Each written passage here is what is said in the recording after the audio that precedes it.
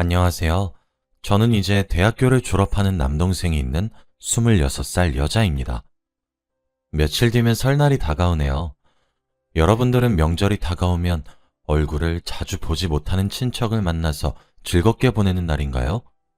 그렇지만 저는 그런 명절이 너무나도 싫습니다. 저희 남매는 이번에 다가오는 설날에도 암묵적으로 약속을 하나 해요. 버릇없이 굴기로 말이죠. 사실 이렇게 약속을 하기 시작한 지 몇 년이 되지 않았습니다. 저희 아버지는 장손이에요.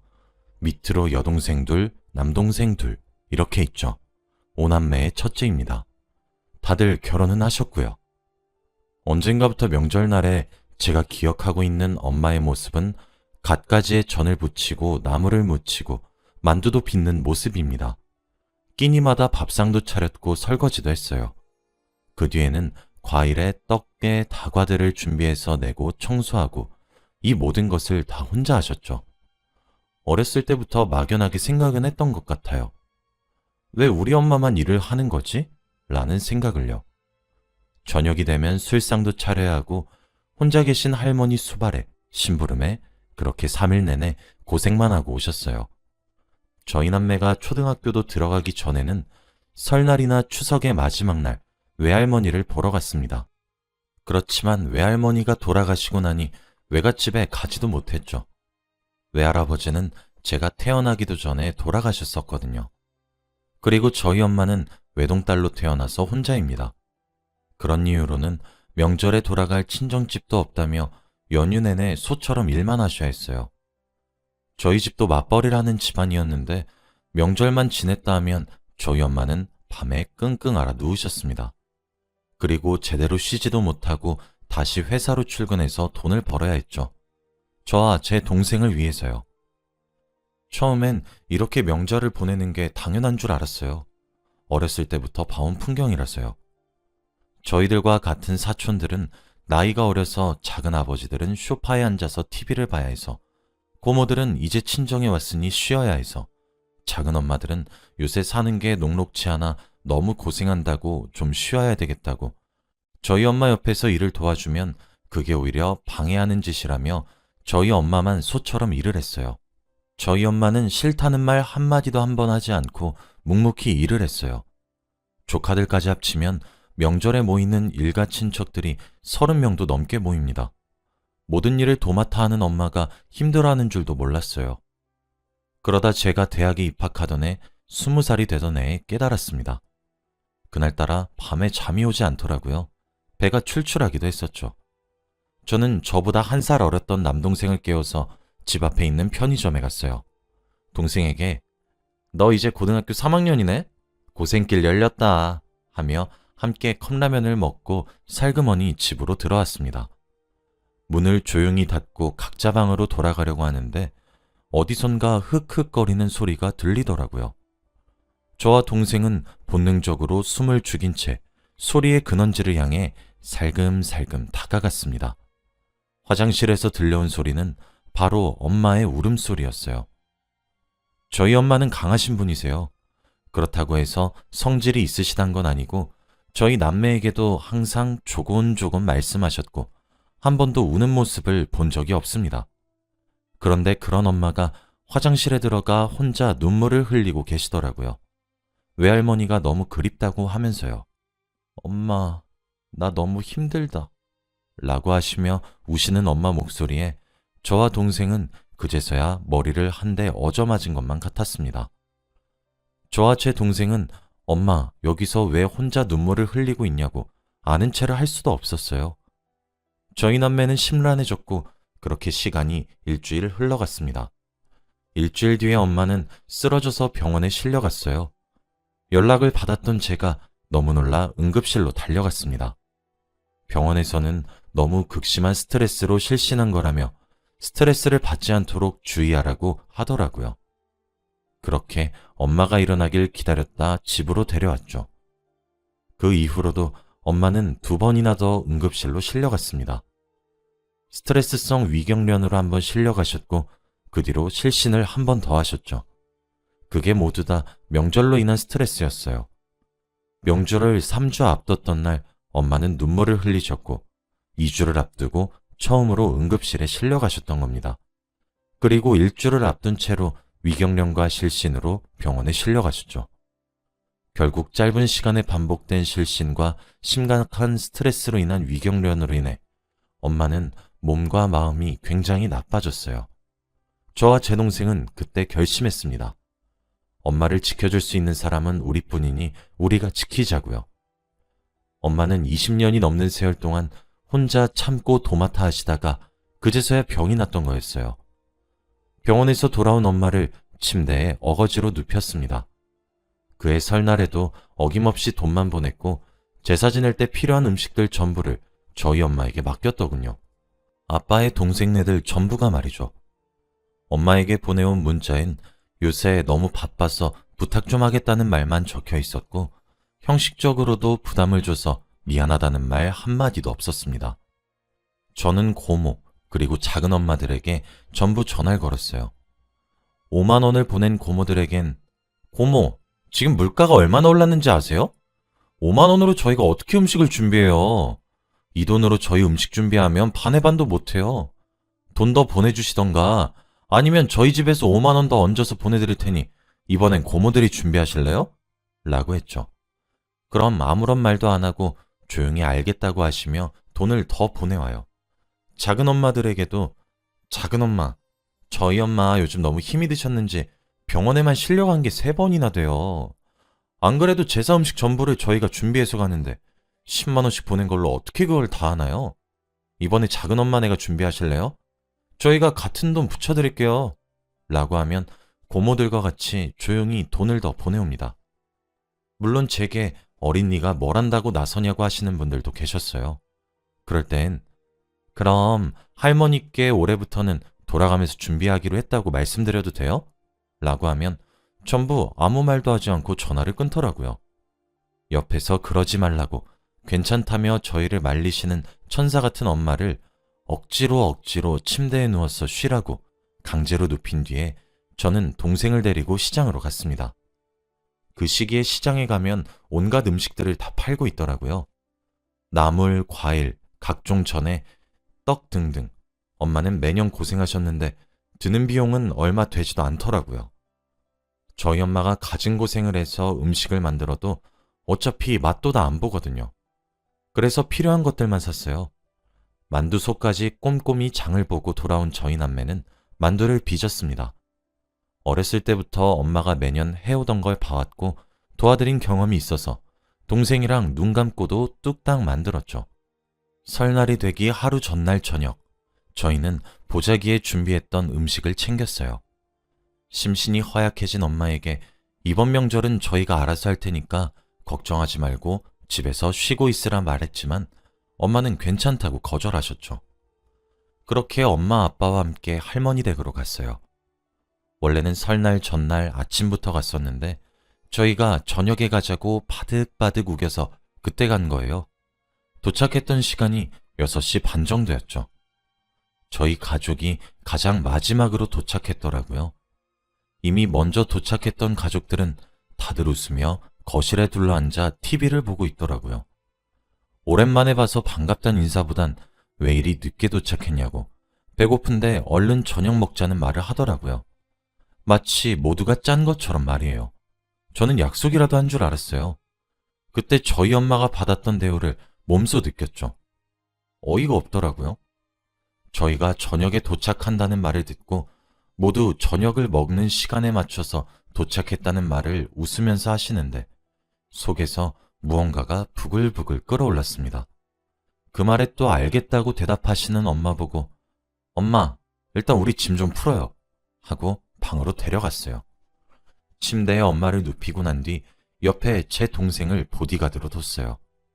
엄마, 이번 명절엔 내가 할 테니까 몸도 안 좋은데 나와서 무리하지 마. 알았지? 그리고 너도 엄마 옆에서 떨어지지 말고. 알았어? 라고 했어요. 동생은 당연하지. 나만 믿어 누나. 라고 결연한 눈빛으로 당차게 대답했고 엄마는 아니 그래도 라며 불안해하셨어요. 저는 엄마 말을 무시한 채 방을 나와 거실에 모여있는 가족들에게 얘기했습니다. 우리 엄마 몸이 너무 안 좋아서 제가 쉬라고 했어요. 안 그래도 며칠 전에 응급실에 가셨다가 아직 회복이 다 되지 않았거든요. 아직까지도 기력이 영 시원찮네요. 설마 며칠 전에도 실신해서 병원에 실려갔었던 사람한테 당장 밥상 차려내라고 하시는 건 아니죠? 저희 집에서는 약간의 미열만 있어도 침대에 누워서 쉬라고 하는데 다들 이해 좀 해주세요.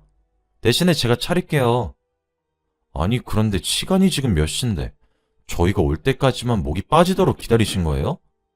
저희 집이 사정이라도 생겨서 더 늦게 도착했으면 어쩌려고 아무도 밥을 차려 먹을 생각을 하지 못한 거예요? 그런 제 말을 들은 친척들 몇몇은 표정이 가관입니다. 썩어 들어가는 표정을 보고 있자니 많은 생각이 들더라고요. 그냥 무시한 채로 밥 차릴 준비를 하고 있으면 작은 엄마들은 앉아만 있기 민망하니 저를 따라 주방으로 와서 상 차리는 것을 돕기 시작했고 고모들은 엄마가 쉬고 계신 방으로 쪼로로 달려가요. 그럴 것 같아 동생을 두고 나왔습니다. 그렇게 방으로 달려오는 고모들에게 동생은 괜찮으니까 신경 쓰지 마시고 나가서 일 보세요. 여기 제가 있는데 너무 걱정 마세요. 정말 큰일이죠? 엄마가 스트레스가 너무 심하시다고 하시는데 얼른 건강 되찾아야 할 텐데 말이에요. 라고 하면 찍소리도 못하고 방에서 나옵니다. 저는 그거 보고 있으면 큰 소리로 말해요. 큰 고모, 저 밥 푸려고 하는데 밥그릇들 다 어디 있어요? 제가 밥 퍼서 밥상에 나를게요. 고모부들이 상 좀 펴주세요. 작은 엄마, 국 좀 퍼주시고요. 아빠, 이것 좀 밥상에 올려줘. 사촌 중에서도 제가 제일 맞이라 동생들에게도 지영아, 물 좀 상에 올려놔. 컵이랑. 윤우야, 수저 놔야지.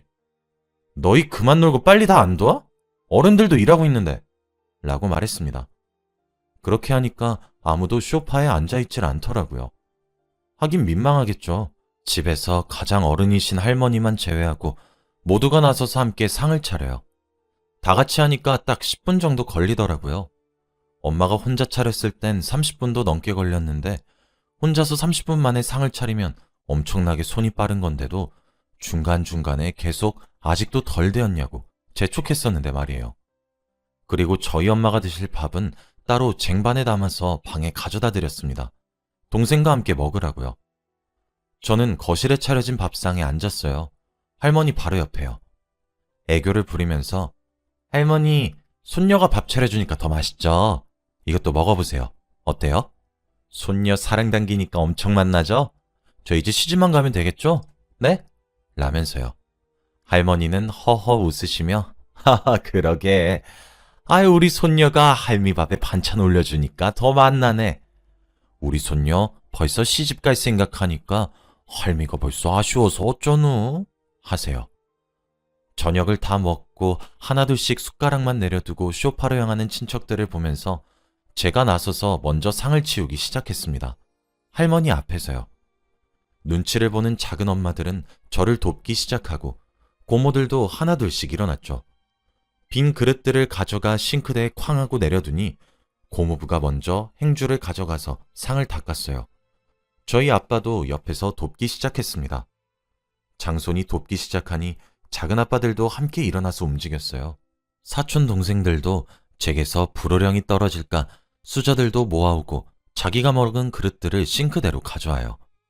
엄마가 쉬고 계시던 방에서 동생은 엄마랑 먹은 그릇들을 들고 나와서 이제 저보고 쉬라 말을 하며 선수교대를 합니다. 방에 들어오니 엄마는 걱정 어린 목소리로 괜찮다고 달래지만 저는 엄마에게 약을 먹이고 옆에 앉아서 지키고 있었어요. 정말 몇 분 지나지도 않았는데 엄마가 스르르 잠에 들더라고요. 그런 엄마를 보고 저는 방을 나왔습니다. 할머니가 가장 어여쁘게 여기고 있는 장손인 남동생이 부엌에서 고무장갑을 끼고 설거지를 하려고 하면 할머니가 놀래서 헐레벌떡 동생에게 달려갔어요. 왜 이런 일을 동생이 하냐고 말을 하면서요. 그럼 동생은 할머니, 요즘엔 남자도 설거지 잘해야 나중에 마누라한테 예쁨 받는데 저 이제 설거지 엄청 잘해요. 할머니도 옆에서 볼래요? 나 이제 장가만 가면 된다니까? 라고요. 그러면 할머니는 그래도 아직 이르다며 한사코 동생을 말려요. 그럼 어느샌가 거실에 앉아서 눈치 보며 설거지를 미루고 있던 작은 엄마들이 일어나서 싱크대로 와서 설거지를 해요. 동생은 할머니 손에 이끌려 거실로 가서 과일 먹고 싶다고 말을 했습니다. 맨날 친척들이 밥을 다 먹고 혼자 설거지하고 있는 엄마에게 과일 내놔라, 떡을 가져와라 그랬거든요. 동생의 예쁜 짓을 보시던 할머니는 과일 가져오라고 일을 시켜요. 그럼 고모들이 일어나서 또 전부 대령해 줍니다. 그 와중에 작은 고모는 저희 엄마에게 가져다 준다고 하더라고요. 저는 고모에게 고모, 지금 저희 엄마 약 먹고 겨우겨우 잠들었어요. 고모가 들어갔다 엄마 일어나면 어째요? 나중에 엄마 깨시면 제가 가져다 드릴게요. 라며 웃으면서 막았어요. 엄마 보고 과일 내놔라, 커피 타와라 할 적에는 과일도 사과에 배, 포도, 감 등등 종류별로 깎아서 들고 와야 했고, 커피도 믹스 먹는 사람, 블랙 먹는 사람, 우유에 섞어달라는 사람, 물량을 조절해달라는 친척들은 사과 하나만 잘라주시고 커피는 믹스로 통일하더라고요. 참 신기한 일이었죠. 저녁 이후에 술상을 차려달라 말하는 작은 아빠들. 저희 엄마가 술상을 봐줘야 했을 때는 최소 4가지 음식들의 맛도 있어야 했고 빠른 시간에 만들어야 했는데 엄마가 하지 않으니 여분의 제사 음식으로 가져온 각종 전들, 떡 이런 걸로 퉁치더라고요. 어이가 없었죠. 저흰 그렇게 하루 종일 엄마를 지켰습니다. 다음날 아침 일찍 제사를 지내고 아침을 차렸어요. 그래도 딱 10분이 걸렸었죠. 엄마는 그때 거실에 나와 같이 밥을 드셨어요. 저는 엄마에게 아침 먹고 아무 소리 하지 말라 단단히 말을 한 뒤 밥을 먹기 시작했습니다. 아침 식사 이후에 엄마 왼쪽에 앉아있던 동생은 할머니, 저희 오늘 점심 전에 집으로 가려고 해요. 라고 말을 했습니다. 할머니는 오랜만에 얼굴 봤는데 벌써? 라며 아쉬워하셨어요. 아무래도 엄마 건강이 너무 좋지 않아서 집에 일찍 가서 쉬는 게 나을 것 같아요. 라고 선언을 해버렸죠. 그랬더니 온 친척들이 나서서 저희 가족을 말립니다. 특히 작은 엄마들은 진심으로 저희 보고 가지 말라고 말렸어요. 자기네들은 다음날 점심은 돼서야 떠나니까요. 오랜만에 얼굴 보는데 왜 벌써 가냐며 뜯어 말렸습니다. 그런 친척들을 보고 저희 아빠가 말을 했어요. 재수, 집사람이 지금 몸이 얼마나 안 좋은지 몰라요? 어제 우리 아들딸이 말했잖아. 며칠 전에도 실시엔에서 응급실에 실려갔다고. 어? 지금도 우리 집사람 얼굴 한번 봐요. 허옇게 질려가지고 힘들어하는 거 안 보여요? 아니, 우리 집사람 보고 우리 가족 모두가 집에 쉬라고 말을 했는데 명절에 어떻게 그러냐고 부득부득 우겨가면서 여기까지 온 것도 집사람 의지야. 제사도 다 지냈고 얼굴도 다 봤잖아요. 안 그래요, 재수? 집사람이 아프니까 이번에 일찍 집에 가겠다는데 왜 아픈 사람 못 보내서 안달해요? 재수 씨는 아프면 집에 가서 쉬지 않고 계속 일할래요? 라고요. 거실엔 정적이 잠시 흘렀고 할머니는 아니 그렇게 아픈데 왜 무리해서 여기까지 온 게야? 응? 몸조리 잘하고 얼른 집에 가서 쉬어. 아휴, 몸 관리 잘해야 하는데 나중에 늙으면 남는 건 건강뿐이야 라시며 저희를 보내주셨어요. 그렇게 처음으로 명절 당일 아침에 빠져나와 집으로 갔습니다. 집으로 향하는 자동차 안에서는 정적만 흘렀죠. 집에 도착한 엄마는 거실에 저희 남매를 앉혀놓고 화를 내셨어요. 왜 그랬냐고, 어디 버릇없이 그렇게 하냐고 말이에요. 저랑 동생은 혼이 나면서도 그제서야 엄마가 처음으로 편한 명절을 보내게 해준 게 너무나도 바보 같아서 우리가 그렇게 멍청할 수가 없어서 울었어요. 엄마가 20년 넘도록 힘들게 일한 걸 제가 성인이 돼서 알아차린 것이 너무 미안했어요. 잘못했어, 엄마. 근데 나랑 누나는 다음해에도 그 다음해에도 똑같이 할 거야, 엄마. 라며 대답을 하는 동생을 보며 저희를 혼내는 엄마도 눈물을 흘렸습니다. 엄마는 고맙다고 엉엉 우셨어요. 저희 아빠는 그런 엄마를 안아주며 내가 우리 자식들보다 더 못났어. 여보, 힘든 거 나도 이제서야 깨달아서 미안해. 응? 울지 말고 나도 앞으로는 도와줄게. 정말 미안해. 라고 사과하셨죠. 그해 명절엔 저희 4식구 모두가 눈물을 흘렸습니다. 사실 저희 아빠는 집에서는 가정적인 분이세요. 할머니 집에 가게 되면 아무래도 가풍이 있어서 거기에 휩쓸리실 수밖에 없었거든요. 이게 벌써 6년 전에 있었던 일입니다. 여전히 저희 가정은 평화롭고 자애로우시고 천사 같은 엄마와 가정적이신 아빠와 든든한 동생이 있어요. 지금은 동생이 군대도 다녀와서 그런지 더욱 듬직해졌고 저희와 같은 학년에서도 가장 덩치가 있고 키도 큽니다. 엄마의 보디가드 역할도 충실히 잘해주고 있죠. 저도 나이를 1살, 2살 먹어갈수록 더욱 뻔뻔해져서 이젠 어지간한 궁시렁거림들은 무시할 수 있는 두꺼운 낯짝도 생겼어요. 저희 남매와 아빠까지 엄마를 끔찍하게 여기면서 보호하려 하니 점점 일을 나눠서 하는 분위기가 만들어지고 있습니다. 물론 아직 완벽하진 않아요.